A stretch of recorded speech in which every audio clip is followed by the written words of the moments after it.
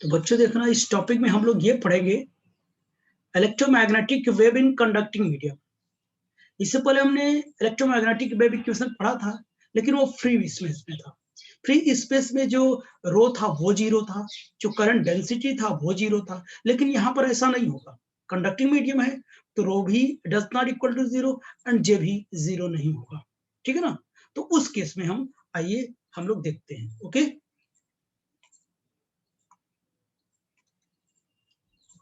ठीक बच्चों, तो ये देखना हमारे पास ये इक्वेशन, ये मैंने हेडिंग डाल रखा है electromagnetic wave equation in conducting medium.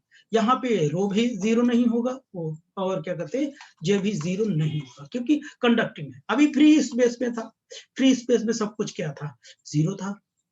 तो आइए हम लोग इसको हम लोग कैलकुलेट करते हैं।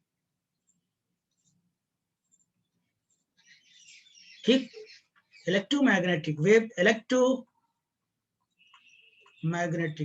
Equation in conducting medium. In conducting medium,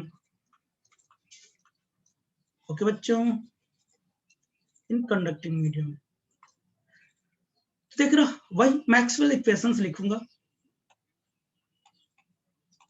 Maxwell's four equation. तो बताओ पहला, तो इसके लिए नॉन कंडक्टिंग के लिए रो भी जीरो नहीं होगा और जे भी जीरो नहीं होगा। तो फर्स्ट इक्वेशन बताएं क्या होगा।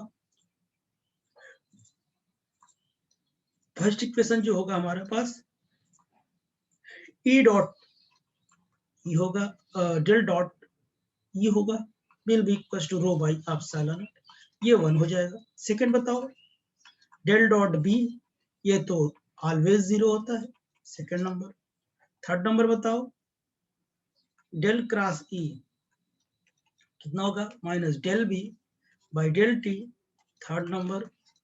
और fourth number, del cross H भी कर सकते, बी की जगह बी की वैल्यू म्यू नॉट एच लिख सकते हो, कोई दिक्कत नहीं। कंडक्टिंग है तो म्यू नॉट नहीं लूंगा, बल्कि उसकी जगह म्यू लूंगा। ठीक, तो ये रख दोगे, दोनों तरफ कट जाएगा म्यू म्यू,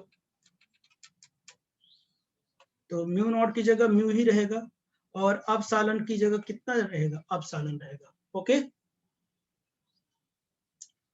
तो ये मैं आपको ये प्रूव करा था, J plus del D by del T, याद आ रहा है। और ये डेल मतलब क्या होता है, एप्सिलॉन इनटू ई होता है ना, उस फॉर्मेट में भी लिख सकते हैं आप। ये फोर्थ इक्वेशन है। तो मैंने आपको बहुत सिखाया, आप किसी भी फॉर्मेट में लिख सकते हैं, किसी भी फॉर्मेट में इसे बना सकते हैं आप, ठीक है ना। तो चलिए हम पहले in terms of electric field पढ़ लेते हैं। In terms of electric field, देखिए according to Maxwell third equation, Maxwell third equation, जो मैक्सवेल थर्ड इक्वेशन था हमारा वो क्या है, del cross E will be equals to minus del b by del t. Okay, so taking curl on both side, दोनों तरफ कर लेता हूं।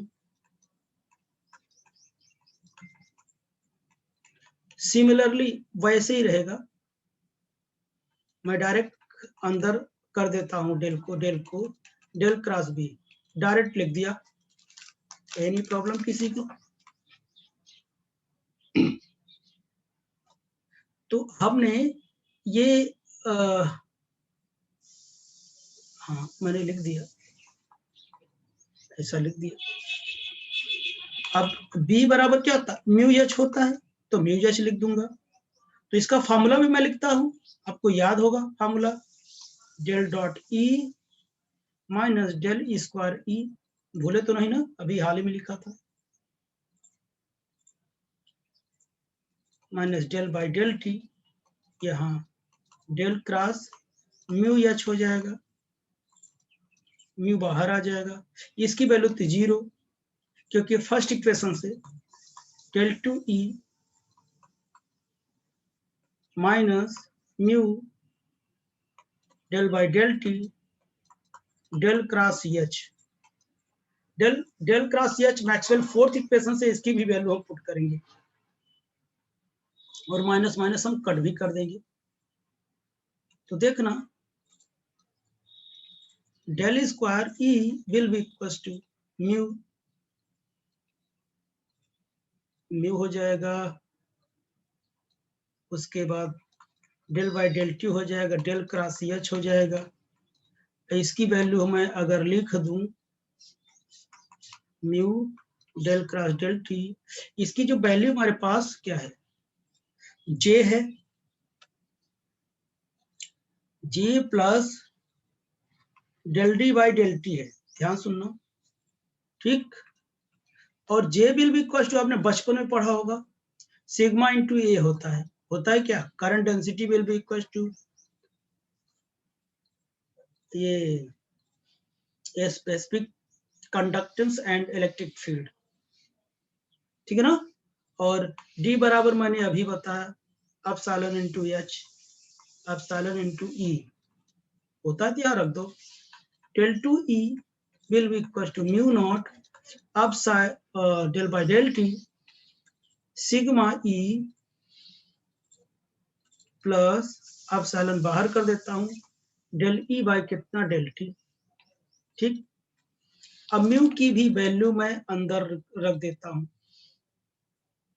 और डेल का भी मल्टीप्लाई कर देता हूँ, तो mu sigma del E by del t plus mu epsilon del 2E by del t2, ये हमारा इक्वेशन हो गया, ठीक। कभी कभी इसको इस फॉर्मेट में लिख दिया जाता है del 2E minus mu sigma del E by del t minus mu epsilon del 2E by del t2 will be equal to 0।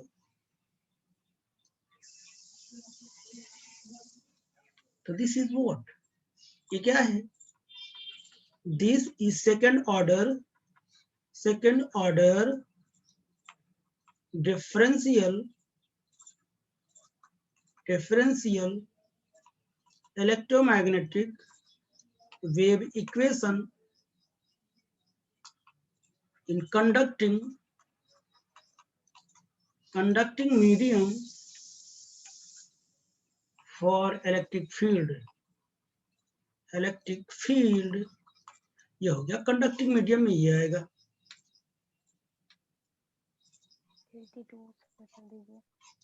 क्या चीज,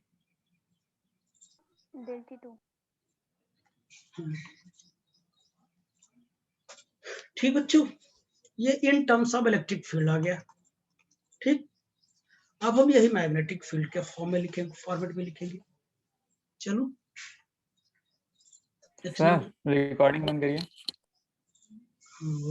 तो देखना बच्चों, ये जो पीछे यहाँ इन्होंने सही पूछा, तो ये जो रो है, ये इसकी वैल्यू मैंने कंडक्टिंग मीडियम पढ़ा ना, तो ये क्या हो जाएगा पता है, रो बाई एप्सिलॉन होगा, इसकी वैल्यू क्या होगा, रो बाई एप्सिलॉन, इन्होंने सही पूछा, उसी ये छोटी मोटी बातें उसी समय बता दिया करो यार, कोई दिक्कत। तो रो बाई एप्सिलॉन हो गया, हम जब रो बाई एप्सिलॉन का हम क्या करेंगे, डाइवर्जेंस लेंगे, 0 आएगा, क्योंकि ये डेल मतलब क्या होगा, x, y, z का फंक्शन है ना, यहाँ कोई x, y, z नहीं है, ठीक है ना। तो ये वैल्यू कितनी हो जाएगी, फिर 0 हो जाएगी, ओके, ठीक बच्चों, समझ में आओ।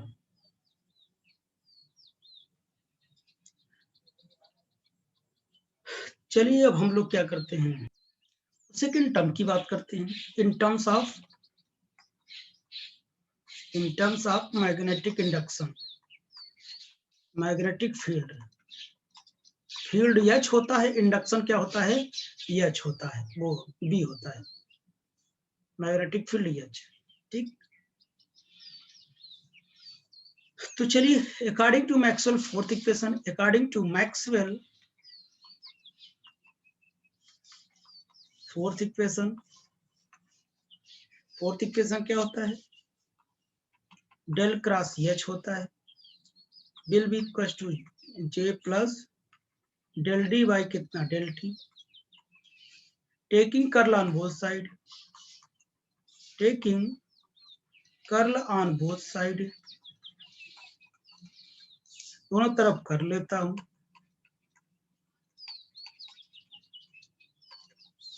विल बी इक्वल टू, यहां भी मैं कर्ल लेता हूं, J plus del D by del T, यहां भी लेता हूं। अब इसका वही फॉर्मूला लिखूंगा, del dot H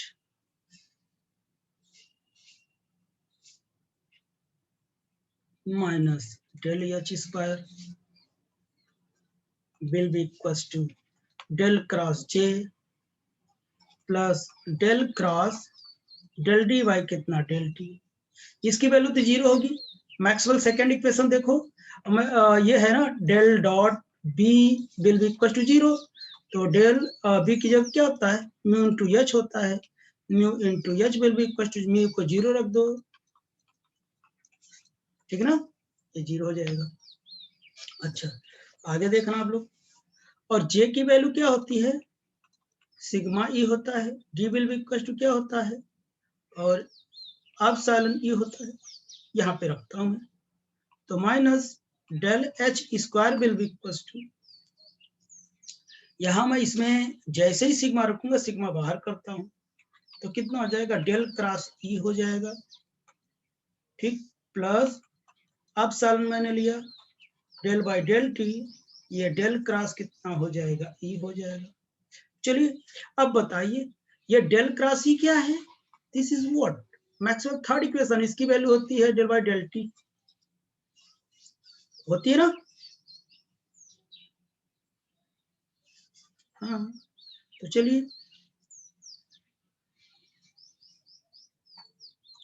minus del H square, एक बार और लिख देता हूं, minus del cross E plus epsilon del by del T, del cross E हो जाएगा हमारे पास।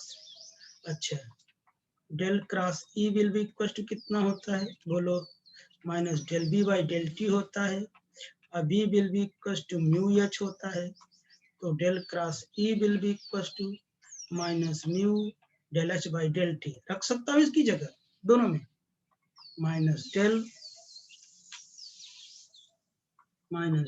H square will be equal to, यहाँ रखूंगा तो minus mu sigma del H by del T आएगा, और इसमें भी रखूंगा तो minus mu epsilon del two H by del T 2 आएगा, माइनस दोनों तरफ कट कर देता हूं, डेल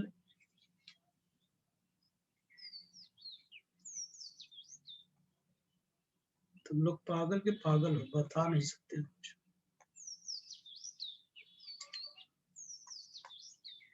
डेल टू एच, तो कितना हो जाएगा, एक मिनट, इतना तो बोल दिया करो यार,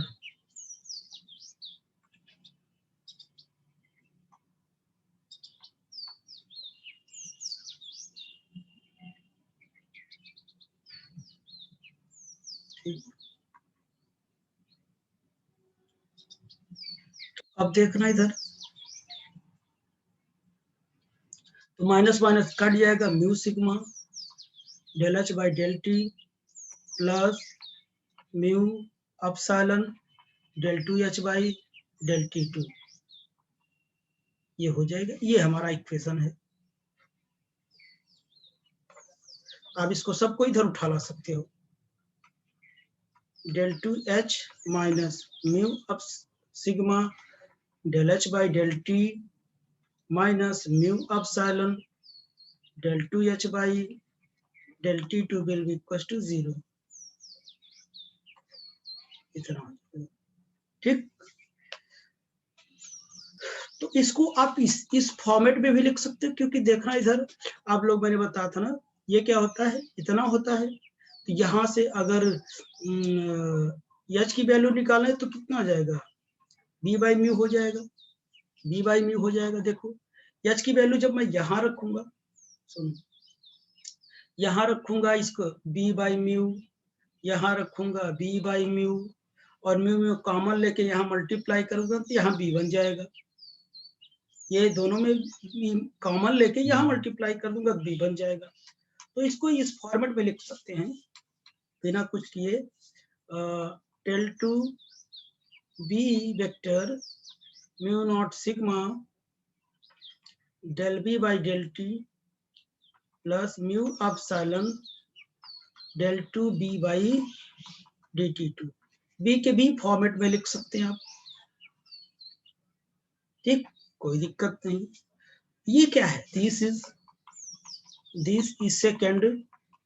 सेकेंड ऑर्डर डिफरेंशियल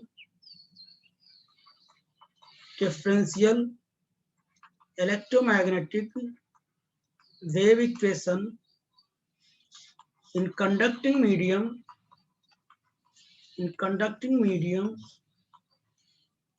for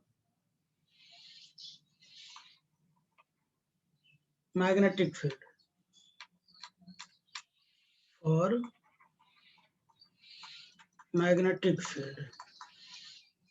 ठीक, एच के लिए, एंड और ये क्या है, फॉर मैग्नेटिक इंडक्शन।